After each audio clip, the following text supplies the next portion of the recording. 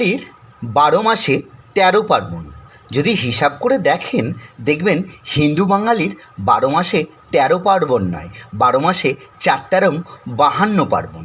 যদি আপনাদের আঞ্চলিক বা স্থানীয় পার্বণগুলোকে ধরেন তাহলে দেখবেন যে বছরে অন্ততপক্ষে ৫০ থেকে ৫২টা অনুষ্ঠান আমাদের লেগেই থাকে।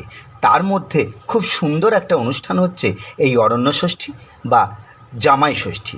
এতে আমাদের খুব সুন্দর সুন্দর প্রথা আছে।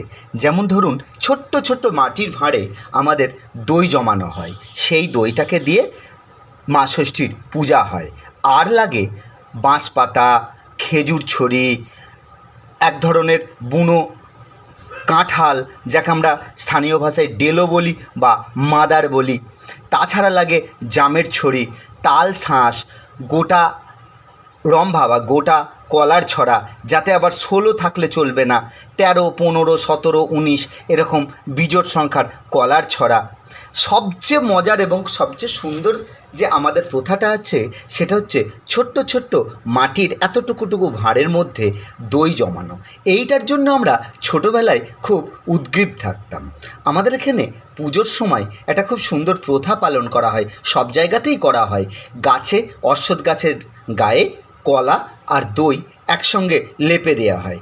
এর অবশ্য একটা উদ্দেশ্য আছে। দই আর কলার মিশ্রণে একটা আমরা প্রতীকী, বংশবৃদ্ধির যে প্রতীক, সেই প্রতীকীটাকে এখানে ফুটিয়ে তোলার উদ্দেশ্য।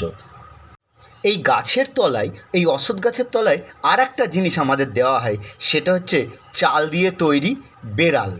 আর চাল আর হলুদ দিয়ে তৈরি বেড়াল মা ষষ্ঠীর নিচে দেওয়া হয়। এটাও একটা খুব সুন্দর গল্প আছে, যে গল্পটা একদিন বলার ইচ্ছা রইল।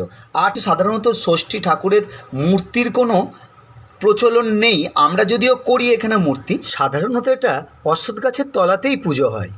আমরা হিন্দু সনাতনীরা সর্বভূতে ঈশ্বর বিরাজ করছেন এটাই বিশ্বাস করি। সেই জন্যে আমরা বৃক্ষকেও দেবতা জ্ঞানে পুজো করি।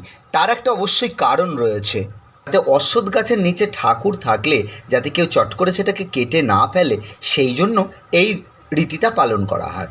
আর একটা সুন্দর অনুষ্ঠান আছে, পুজো হয়ে গেল, মা কাকিমারা সবাই মিলে আঁচল পেতে বসবে।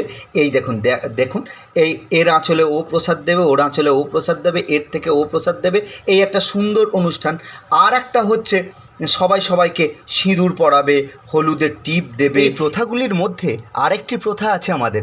আজ আমাদের দুপুরবেলা গরম ভাত রান্না হয় না, আগের দিনের পান্তা খেতে হয়।